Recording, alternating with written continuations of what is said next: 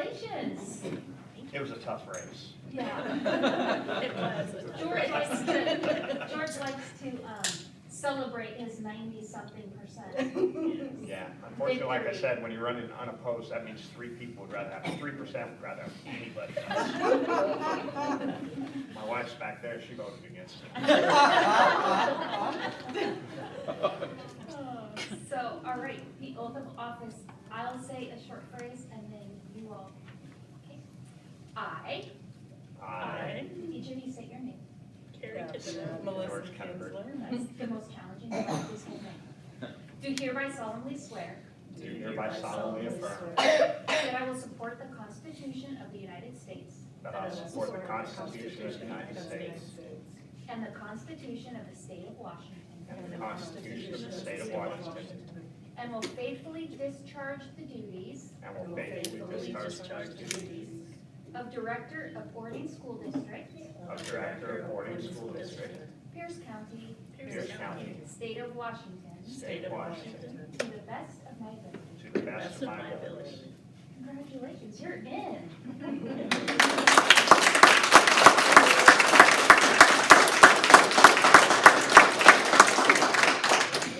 There's a joke that I think is appropriate for a board meeting. Sometimes at the School Board Director Association, they say, you get sworn in, and then you get sworn out. That's fun. I don't think that's true, but it's fun. All right, next thing on the agenda, every year we elect officers, so we elected the president, vice president, and legislator. First one is president. Yes, I would like to nominate you, Stanley Holland, as president. I would like to second it. Is this first and second? We get a roll call by Melissa. Yep, absolutely. So this roll call vote is for the position of president. If you can please state the name of the person you would like to serve in this position. Director Holland, Myself. Director Kinnenberg, Stanley? Director Kinsler, Stanley Holland. Director Madigan, Stanley Holland. and Director Thibodeau. Stanley Holland. Thank you. Okay. Thank you, guys, appreciate it. The next one is vice president. I'd like to nominate Ms. Thibodeau. First and second. Second. This is second. Roll call. Yes, I'm sorry. If you could please state the person you would like to serve in this position, for the position of vice president. Director Holland, Thibodeau. Director Kinnenberg, Thibodeau? Director Kinsler, Carrie Thibodeau. Director Madigan, Carrie Thibodeau. and Director Thibodeau. Myself. Thank you. Okay. Thank you, guys. The next one will be Ledge. I would like to, Melissa, Second. with first and second. Roll call vote. Director Holland, Melissa, Director Kinnenberg, Melissa? Director Kinsler, Myself? Director Madigan, Yeah. Melissa. Melissa. Yeah. And Director Thibodeau. Melissa. Thank you. appreciate, thank you. All the officers are now in place. Next agenda, modified agenda. Yeah, we have one modification, and it's a consent agenda addendum for our HR.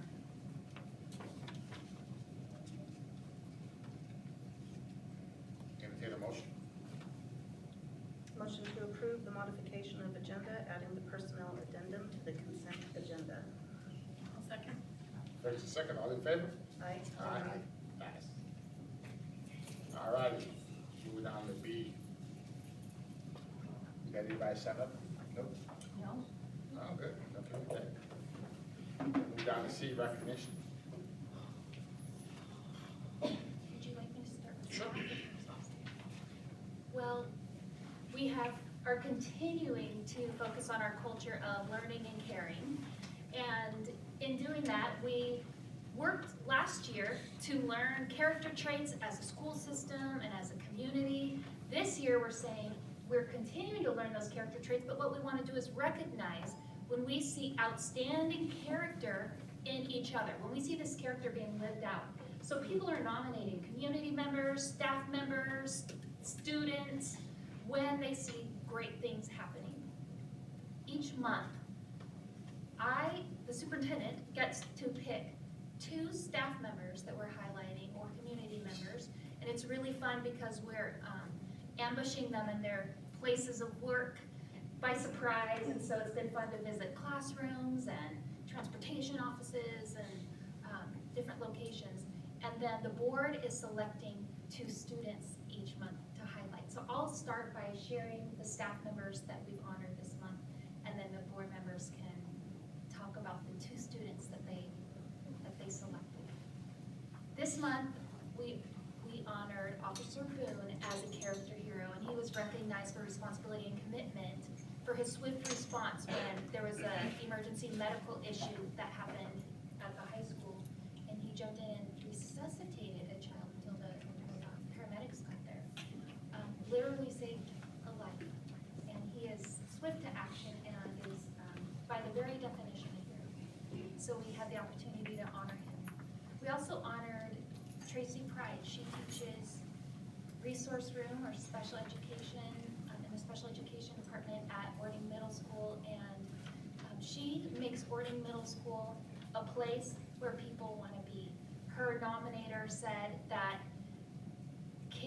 she provides all these opportunities for kids. She plays Uno with them. She opens up her classroom at lunch so they can join her. She has ukulele club. She has Pokemon Go club, and a line that they added was Miss Pride is literally changing lives. So it was really fun to get to visit her in her class with her kids, and they were just celebrating and high-fiving and giving her hugs. They really took part in honoring her, so that was really special. So it's great to honor those staff members. Everyone who's nominated is listed on the website, so you can see everyone who's nominated, and of course we're happy. And we have a couple of students that were on. Melissa. Oh, okay. So tonight, we, the board, had several students within the community. This is really difficult for us as a board to single out specific kids, but 2 of these kids this month kind of rose to our attention. The first one is Lucas Herman. You here tonight, Lucas? Yes. Come on up.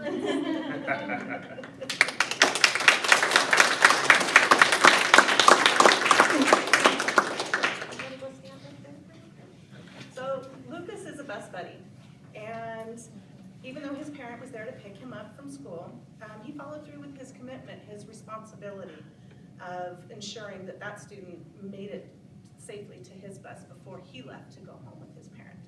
And so we're shining a spotlight on Lucas tonight for responsibility, for following through with that commitment and making sure that his responsibility was safe to where he was going before he in turn became safe himself too.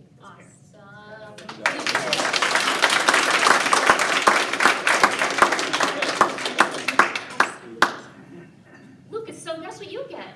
You get to put this sign in the yard near your house so we can advertise how awesome you are. And then you also have this sticker that you can put on binders or windows. That's great of ideas. You, Mr. Hero, know this. I'm so proud to see you here. Okay.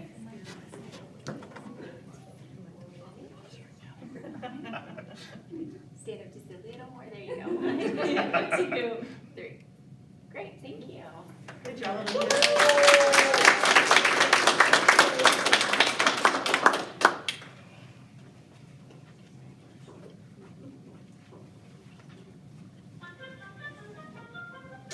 So it appears I'm probably doing this a little out of sync, so sorry, I apologize. Our second student tonight is Emma Temple. Come on.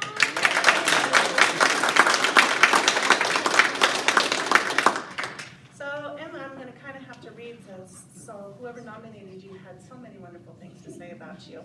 And we're honoring your commitment, your kindness, respect, patience, humility, perseverance, empathy, gratitude, cooperation, responsibility, honesty.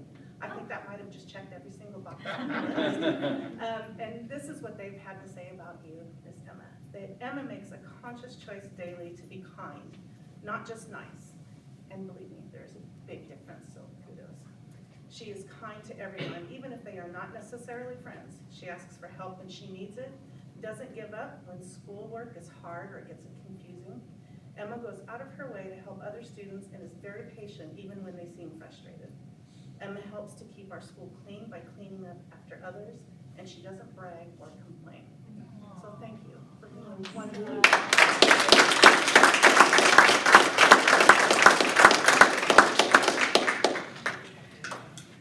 Here's your big fancy son. I won't take a bottle this time.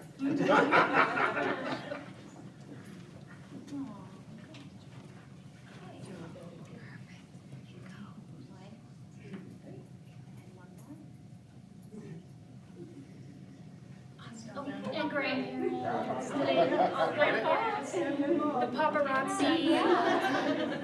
Mom. Oh, yes. Oh, that would be such a move I would make, by the way. I'm like, don't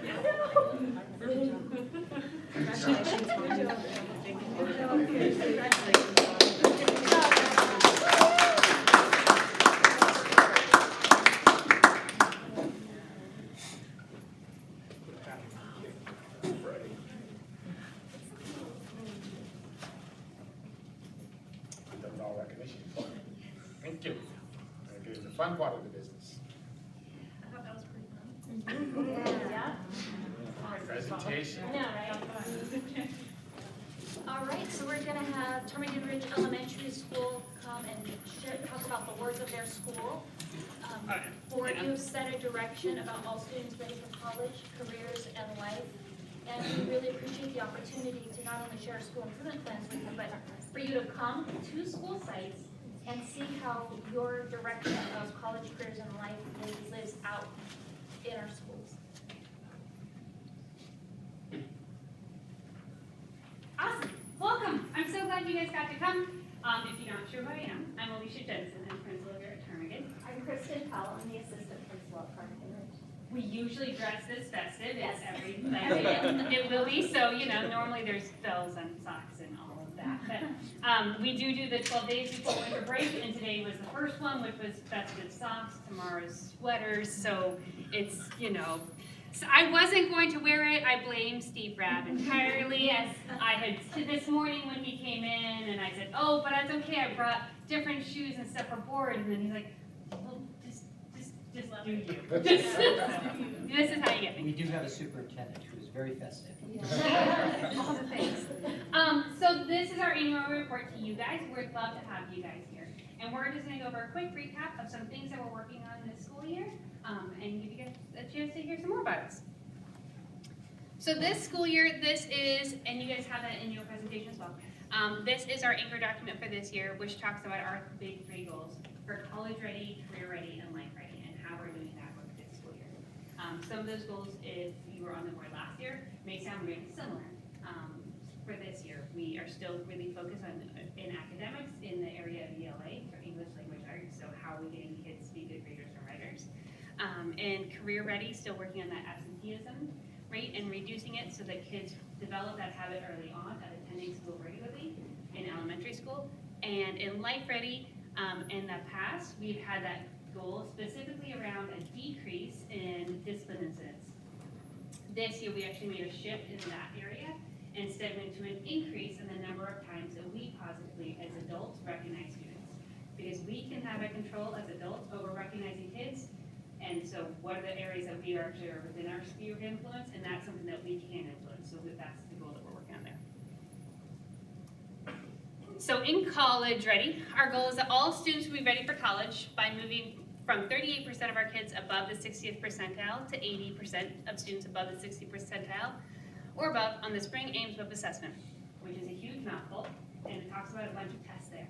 So each year we do what's called the Ames Web Assessment 3 times a year. It's a benchmark screener and gives us a bunch of information about our students in both math as well as their reading. It's nationally normed, and so we went through last year and looked at all of our students who took the SBA, or the big state test, the Smart Balance Assessment at the end, and figured out where were these kids as far as what do they have enough access to be able to be successful on the test. If we've known that given them stuff in the classroom, what was that point? And the 60th percentile became a cut for us. So that's where we're working this year to really make that happen. But we're doing a couple of things different this year with that. One of the things we really wanted to make sure we focused on this year was growth. So as a state, there's a couple of different ways we get measured. One is the overall how many kids are proficient. But 55% of our score at the ability level actually comes from where our students make growth, which is a different score than the one the first kids put out. Because in order to get our growth score, we actually have to wait until all state data is compiled, and so those scores don't even come out until October, November. So it's data that gets out later, but it's actually a bigger part of our overall school, how from the state perspective, how they look at our school. The other thing that we've shifted is our PLCs, so our professional learning communities, and how they were working together, and we've done some shifting around that this year as well. So Amy's going to talk about that in just a second, but I'm first going to show you the growth data. Really hard to read on the screen, sorry guys. That very top line where it says right there with the 50 straight across, that's the state average for growth. The blue line that's in the background with the little teeny numbers, that's from 42 to a 43, that's state level students with disabilities growth. Overall, as a school, we're above both lines.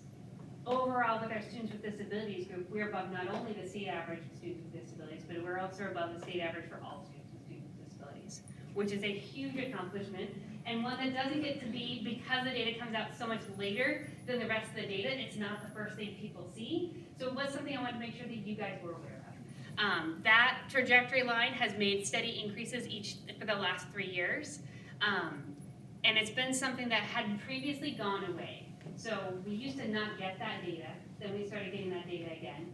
And what it allows for us to say is growth does not always mean I always made it up the next entire level.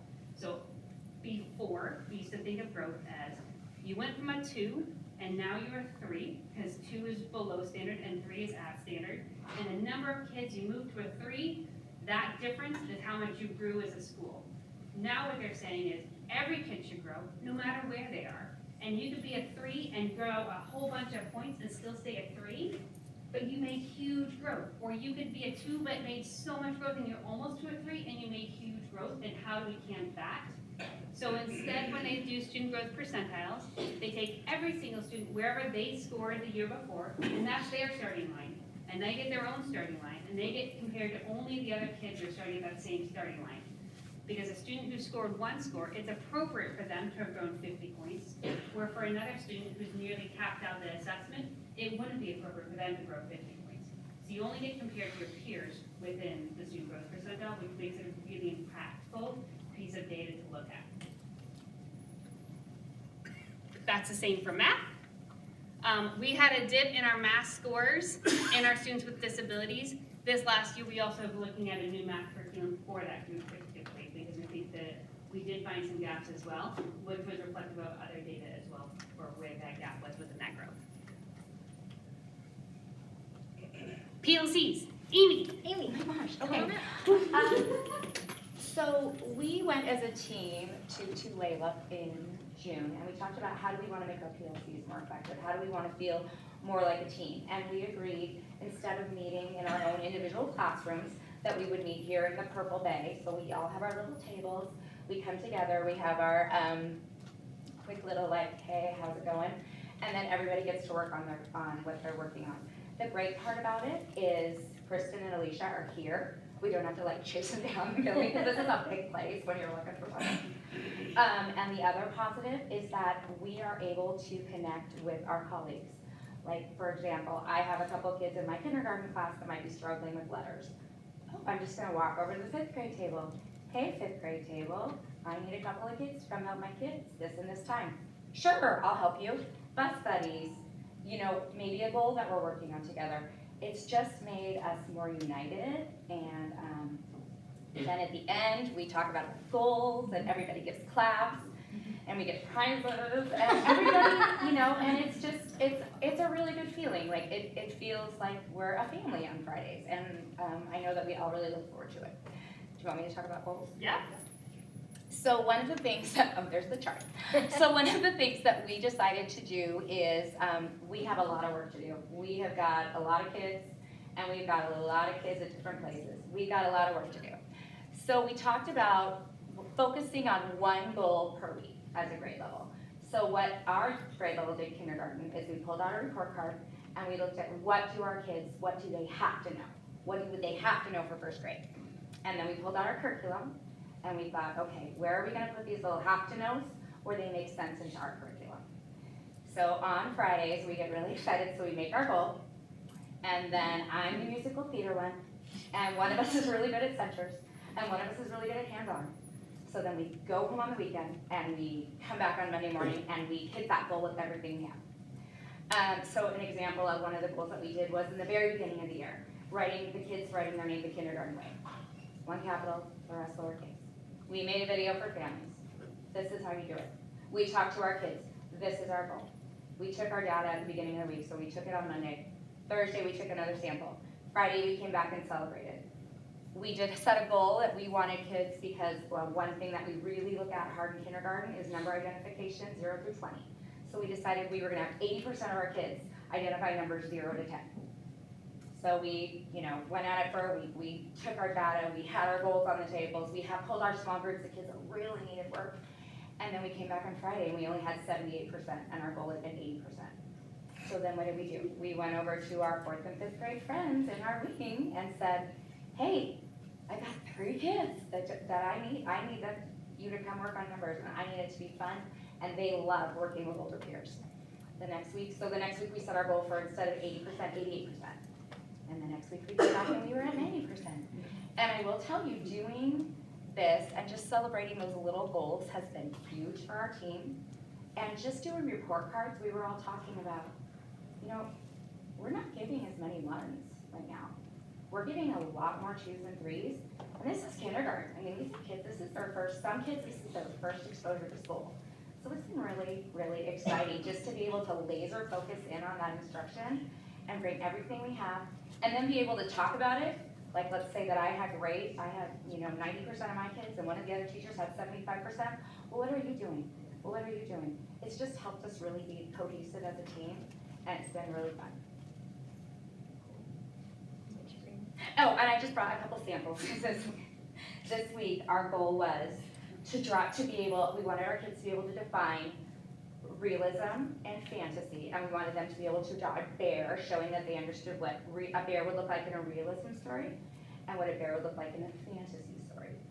And so I just brought a few samples, because I'm like a work sample, like I love work samples, especially kindergartners that are learning to spell, that's my favorite thing, and because it's really exciting. And so I just brought a few for you guys to see, but what's really exciting is I have one of my highest kids in here, and she gets it. I have one of my lowest kids in here, and she gets it. So it's awesome. So if you ever come to kindergarten and ask them about fantasy and reality, it's hilarious when they tell you. It's hilarious. This score sheet, if you were to walk to our staff lounge, it's sitting on the side. Thank you. Did you have a question? Do you want to see pictures? Oh, sorry. Sorry, I couldn't remember the pictures.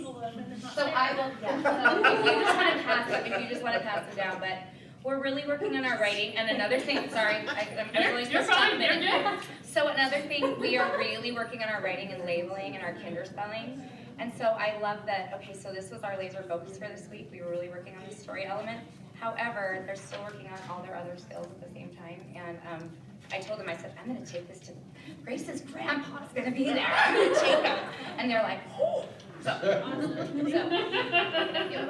I'm really proud of them.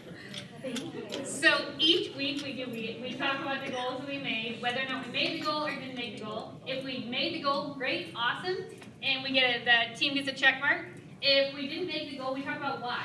And we talk about why it is we sometimes don't make goals. Like, did we not make that goal because we didn't account for only having 2 days of school before Thanksgiving and one of those that half the team being out for sick or something like that. So we talk about why it is we may or may not have made a goal. How do we become better at goal setting? As a result of adults becoming better at goal setting, our kids become better at goal setting. So if you get filled up to a 4, every member of your team gets a prize. It usually involves office supplies. It's flare pen. It's It's flare flare pen. If we want our kids to authentically assess where they are and set goals, and we need to be the example, and so we need to get out of our comfort zone, and we need to be very transparent with our team, ask for help where we need it, make adjustments, because that's how we grow as humans and as educators. Like it, it's working as a brain. Yeah. In fact, the career ready. Oh, yeah, I'll talk attendance. I'm supposed to talk fast. Okay, so our career-ready goal is to reduce the rate of chronic absenteeism. And we know that kids have to be here in order to achieve and to